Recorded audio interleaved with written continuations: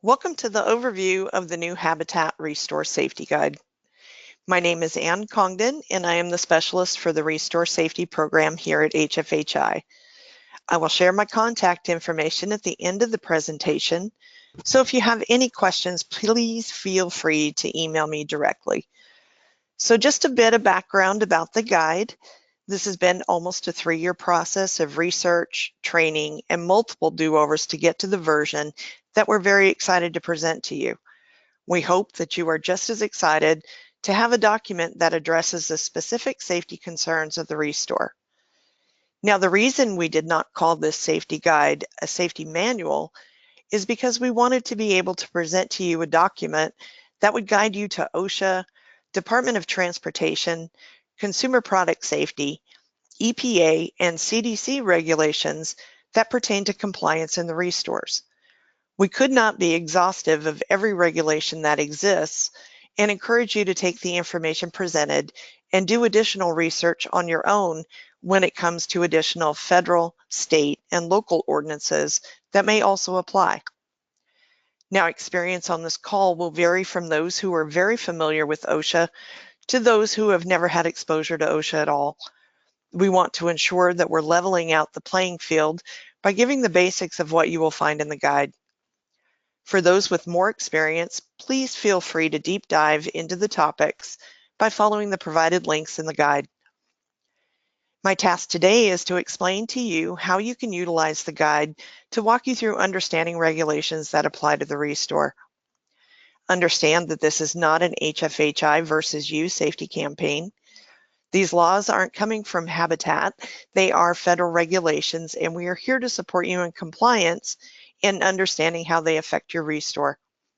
Now, we aren't lawyers, but everything in this guide has been vetted by HFHI Legal and Lockton. We are on your side and want to create relationships that you feel comfortable reaching out, asking us the hard questions, and working together with us and Lockton to reduce accidents in the ReStores. The new safety guide is broken down into 4 sections. Personal safety for staff members and volunteers. This section is all about people, your staff, volunteers, donors, and shoppers. Section 2 is general Habitat ReStore safety components. These are the overall safety regulations that impact a ReStore. Section 3, facilities and the Habitat ReStore physical space. This section will address your ReStore building and any physical space you may have. And Section 4 covers Habitat ReStore vehicles. This covers regulations and recommendations for your trucks and drivers. There are 19 chapters in the safety guide. Each chapter contains any OSHA, DOT, Consumer Product Safety Commission, and EPA regulations or HFHI and Lockton recommendations for you to follow. Just a few things to cover before we dive in. This video is just a sampling of the topics covered inside the safety guide. All links that I reference are provided inside the guide. And please remember that this guide is not exhaustive of all regulations that may or may not pertain to your ReStore. Just as Habitat has a mission statement, so does OSHA. When OSHA was created, there weren't any rules out there protecting workers from being hurt or killed on the job. Their mission statement, or what they call their general duty clause, states, each employer shall furnish to each of the employees a place free from recognized hazards that are causing or are likely to cause death or serious physical harm. You could say that each ReStore shall furnish to each of their staff members a ReStore that is free from hazards that they know exist, that will cause or are likely to cause the staff members to get hurt or killed. Although OSHA regulations do not cover volunteer activity, ensuring that they are trained in basic OSHA safe practices and providing the knowledge that they are expected to adhere to OSHA regulations will inevitably create a safer environment for them as they serve in your ReStores. Now, some of you may ask why the guide was created. We wanted to ensure that everyone had access to the OSHA regulations that apply to the ReStore in an effort to assist affiliates in being compliant with federal regulations, and because since 2013, there have been 2,603 ReStore claims. 13 of these claims have incurred more than $250,000 each. ReStore claims continue to outweigh construction claims. The leading causes are slips, trips, and falls, strains and sprains, and struck by object. So where do you start? As we set up the guide, we wanted to start with the most important piece of the ReStore, the people. So what do you do if there's an emergency situation? If somebody needs first aid, if there's a fire, or if there is a severe weather event? Is there a plan? Where is the plan? And who executes the plan? OSHA also believes that having a plan is one of the most important things to execute in your store, so they made it a legal requirement to have a written emergency action plan available. The EAP is designed to facilitate and organize employer and employee actions during workplace emergencies. Because every ReStore is different, your EAP will be specific to your ReStore. It is important that we adapt this plan to address the potential emergencies and hazards related to each specific situation. My guess is that you already have much of this information already available in your ReStore, so the EAP will work to organize that information and give you a solid plan to work from. One of the first requirements of the EAP is emergency phone numbers. You should have a sheet listing the name and location of emergency support numbers alongside 911. A good idea is to have the non-emergency numbers listed as well for reference if you have questions surrounding emergency response. Your local responders are a great source of information and want to be able to respond to your ReStore quickly just as much as you want them there quickly. The other component is staff and volunteer emergency contact information, just in case you have to contact their family in case of an incident or emergency and they are unable to call themselves. A great idea is to also have utility company emergency contact numbers that are outside of the billing office numbers. Maybe add in a locksmith, plumber, towing company, landlord, alarm company, or any other number you would need in an emergency situation. Some examples would be the restrooms have flooded, you suspect there's a gas leak, the keys are locked in the truck at a donor's home, the ReStore vehicle is broken down in an intersection. The importance of acting quickly and having a plan can make all the difference. The next requirement are evacuation maps that must be posted throughout your building showing the nearest exits. You will need to designate primary and secondary exits, ensuring these exits are marked off as a no merchandise area to avoid the exits being blocked. Not an exit signs are posted on restroom doors or any other doors that don't lead directly outside. Remember to exit away from rooms with hazardous materials. No emergency exits into narrow passages that do not lead directly outside. Designate an assembly area. Remember not to use elevators to reach an emergency exit. Indicate exits with wheelchair access. And also indicate "you are here" positions on the map so people know which way to go from the position they are in when the alarm sounds. Remember that signs reading "exit" with an arrow indicating the directions must be placed in every location where the direction of travel to reach the nearest exit is not immediately apparent. Now, when you designate an assembly area, the location should be assigned or designated area away from the building for staff and volunteers to gather during an emergency. The location of this assembly area should be clearly illustrated if shown on the map. Remember that having a list of current people in the building to grab on the way out is always a good practice, so you can account for everyone once you get outside. Remember to never re-enter a building to find a lost person, but alert authorities that they are missing. So what about shelter in place? For those ReStores in natural disaster-prone areas, OSHA requires that a shelter be designated in case it's safer to hunker down in the building rather than leave. These areas must be clearly marked with a sign designating it as a severe weather shelter. We recommend a room in the center of the building without windows if possible. Find the safest area and mark it for everyone to understand this is where we go if. Now, there are a few other emergency situations that would be good to have a documented process and procedure, although they are not legally required by OSHA, but they are situations that require a plan. Code Atom. If you have a missing child in your ReStore, practice what to do if a child is missing. Missingkids.org has training videos and everything you'll need at no cost. Active shooter procedures. I know that in this situation, the last thing you're going to do is grab the EAP and read through what you should do. However, planning for this circumstance and training for it is the best thing that you can do to protect yourself and your people.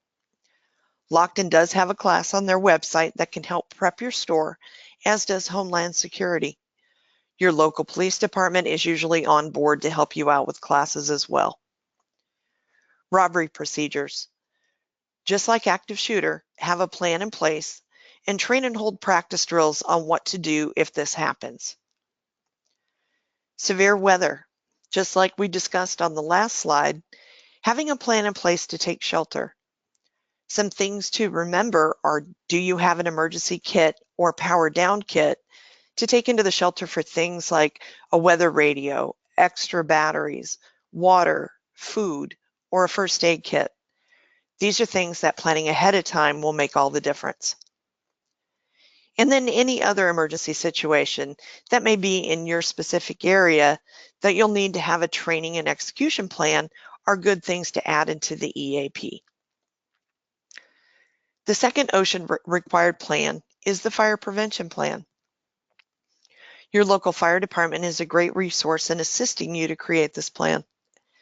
In the guide, we also provide links to e-tools from OSHA to assist you as well. At a minimum, your fire prevention plan must include a list of all major fire hazards, proper handling and storage procedures for hazardous materials, potential ignition sources and their control, and the type of fire protection equipment necessary to control each major hazard. Remember that even if you do not have an overhead alarm system, you must have a way to alert everyone in the building that there is a fire and to evacuate through the nearest designated exit. OSHA's hazard communication standard is based on a simple concept. Employees have both a need and a right to know the hazards and identities of the chemicals that they are exposed to when working. They also need to know what protective measures are available to them to prevent exposure to potentially harmful chemicals. OSHA designated the HCS to provide employees with the information that they need to know. When the ReStore staff and volunteers have information about the chemicals being used or accepted for donation, they can take steps to reduce exposure, substitute less hazardous materials, and establish best practices surrounding what chemicals are accepted for donation. These efforts will help prevent the occurrence of work-related illnesses and injuries caused by chemicals. Remember that when chemicals are accepted, they must have a label, so anything with unidentified liquid should not be accepted. To recap, the ReStore must identify in writing all hazardous chemicals in the ReStore. Create a safety data sheet library, either through the KHA online portal. Quick Start guide links are available in the guide, or you can visit the construction safety page on My Habitat under hazard communication, and the links are all there. Or you can continue to keep your printed binders. Keep all records of staff training and ensure spill kits are available throughout the store for a quick cleanup. We're going to shift gears for just a bit and move on to donation and product safety. Donations and donation safety and how they're impacted by OSHA and the Consumer Product Safety Council. We do love our donations, and they are the lifeblood of every ReStore. However, we need to ensure we're doing our due diligence in protecting our staff, volunteers, and shoppers from potential harm while staying within the law. OSHA regulations may apply if the donation can be classified as hazardous or explosive, such as fluorescent bulbs due to the mercury exposure if broken. We recommend only accepting them in packaging as to prevent breakage. Unlabeled containers of chemicals, or ammunition or anything containing gunpowder. The Consumer Product Safety deals with more recalled products. Now, it is illegal to resell anything that may have been recalled. The CPSC website and phone app are great tools to verify whether or not products are under a recall. Remember, when something is recalled, it's usually just a specific model and not an entire class or subclass. Potable water products that may contain lead, such as faucets, ice makers, water heaters, dishwashers, and all products produced prior to 2014. When in doubt, recycle it. Regulated products that are usually connected with baby items or things that have caused significant trauma to children. Corded blinds. They are no longer sold in stores except special order for the physically challenged, and they will now be marked best for kids. Baby items, old cribs, helmets, toys, children's items are high on the list of recalls, and we do not recommend they be taken in for donation due to potential harm for children. As new regulations or recalls come out, we will list them on both the ReStore Safety and KC ReStore Yammer pages. You can also sign up for email alerts on the CPSC website for new recalls.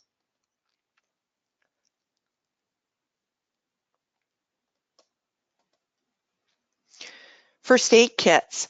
OSHA requires a first aid kit be on site, even though they don't tell you what has to be inside them.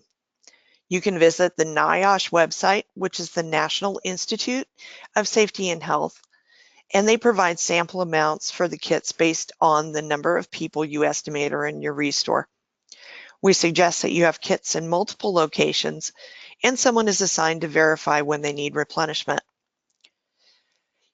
Here are some of the rules from OSHA surrounding having a staff member trained in first aid. OSHA states that if your ReStore is not in near proximity to a hospital or clinic, you must have one or more paid staff members trained in administering first aid. So let me define what OSHA says is near proximity.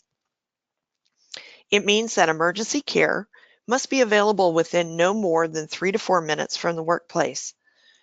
So for those serious injuries where someone has stopped breathing or is in cardiac arrest or uncontrolled bleeding, first aid treatment must be provided within the first few minutes to avoid permanent medical impairment or death.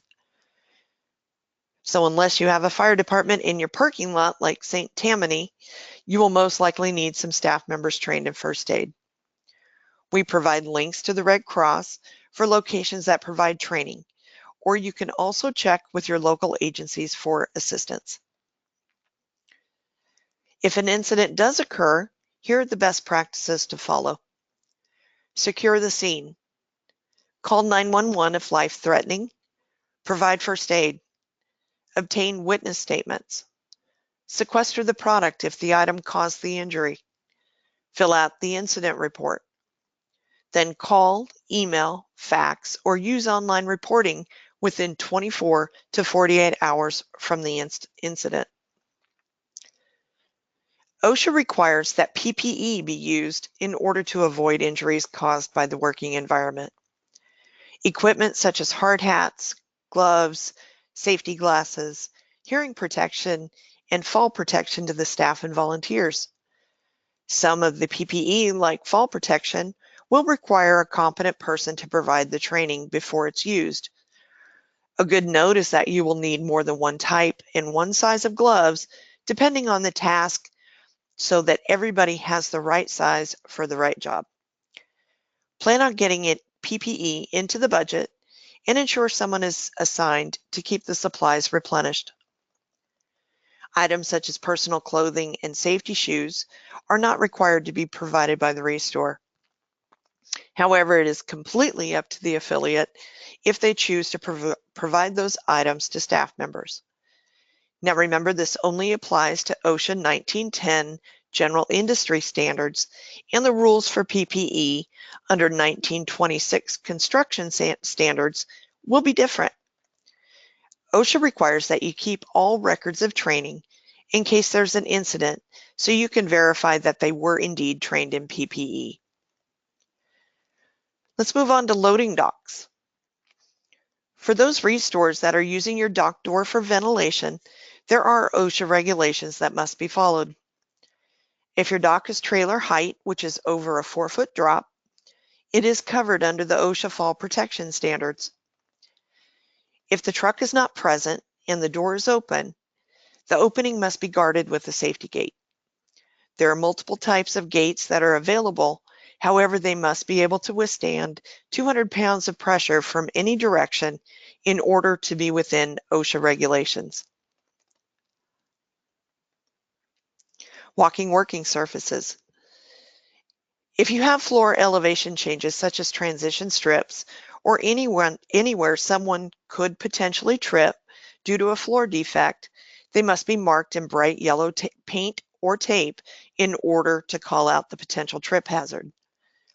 OSHA also states to post yellow caution or watch your step signs warning against potential hazards in which proper precautions should be taken. This also applies to the entrance of the building. Do you have curbs or speed bumps that may be a trip hazard? You definitely want to paint them yellow. So why yellow?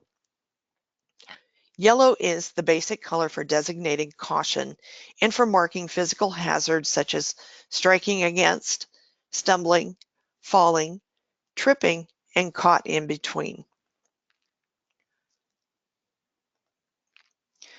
Safe lifting. Strains and sprains continue to be one of the top claims in ReStores, and as such, creating a lifting program in your store should be a focus. Utilizing the proper lift techniques, the 2-person lift, using the correct equipment for the task such as appliance dollies, hand trucks, or forklifts for those heavy pallets. Most definitely sizing up the load before lifting and knowing your actual strength versus your perceived strength. Both Lockton and OSHA websites have ergonomic training classes available that will help you build out a safe lifting program. Again, ensure you keep a record of the training. So should the ReStore resell ladders? Ladder safety is one of the top 10 OSHA focuses, and OSHA gives some fairly specific rules regarding ladders. Most retailers will not resell a ladder that is returned as the risk of liability for failure is too high. We want to follow that direction and recommend that used ladders are not resold in the ReStores, even as a display. Some things to look for on your current ladders are all the labels present. Are the weight limits legible? Is a foot missing? Is a rung cracked? All of these situations could lead to an accident or injury and are legally required by OSHA to be in place, and the ladder must be in safe working condition. The OSHA regulations for forklift safety are covered in the guide regarding the use of forklifts, but are certainly not exhaustive. We cover the basic OSHA requirements like certification training, daily inspections, regulations surrounding the battery charging station, or propane safe handling and storage. OSHA does a great job of breaking down all of the legal requirements in an extensive e-tool on their website. Some of the highlights of this chapter include training. Any staff member using the forklift must be certified every 3 years, and records of training must be kept in files. This certainly will be the first thing an OSHA inspector will ask for if there's ever a forklift accident. Daily inspections. You must have a pre-use inspection done if it's not done on a daily basis. These records must also be kept in a file. And then regulations by type of equipment and any required PPE.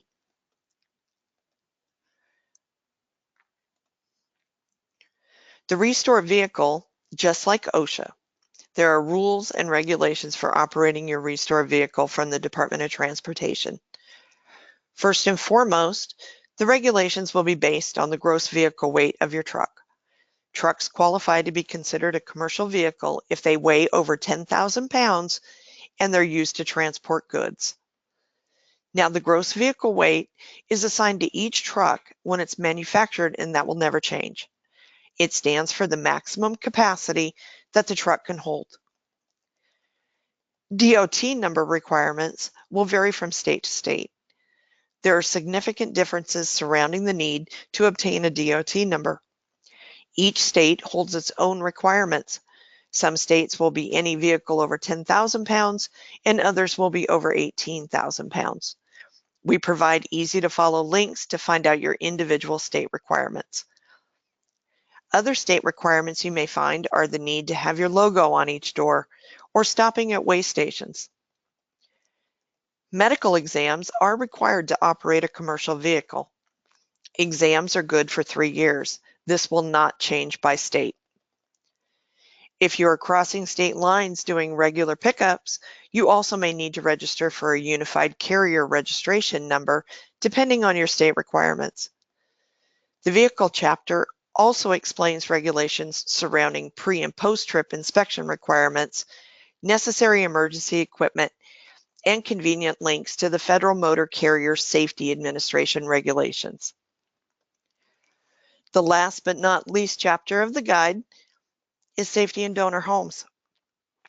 Understand that the majority of the topics in this chapter are based on recommendations from HFHI and Lockton, and not necessarily based on actual law, although some DOT regulations will still apply to equipment, hazardous donations, and safe lifting.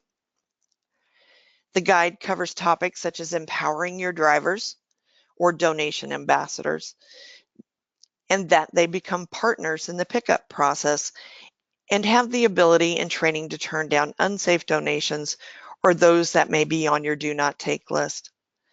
Ensure they also have the ability to reschedule donations in the event that they cannot safely remove the donation from the home without causing damage to the home or to themselves.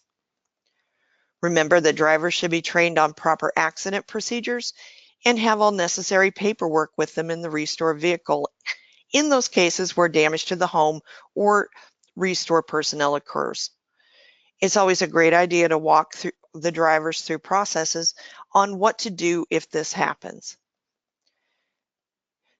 The DOT will stipulate requirements regarding emergency equipment that must be on the truck, and you can find the federal guidelines and links to your state requirements on the DOT and Federal Motor Carrier Safety Administration websites. Now, just some action steps to keep everyone engaged with the new campaign. We want you to open the safety guide and give us feedback. We want you to stay up to date on new resources via ReStore email blasts and or the Yammer pages. Prepare your store and staff for training. Teaching tools will be released mid-November. And certainly reach out to us with any questions or feedback. This concludes our presentation for today. And remember that you have us. ReStore support is here to help you navigate this process. If you have questions, suggestions, or just want a supportive ear to share your experience, please reach out. Please feel free to reach out to me directly at acongdon@habitat.org. If you have general questions, you can reach anyone at ReStore support by emailing restore@habitat.org. We appreciate your engagement and dedication to safety in the ReStores. Please join us on our ReStore Safety Yammer page and leave us feedback about the new safety guide. Thanks again, everyone, for taking time out of your day to attend this presentation and to make safety a priority in your ReStore.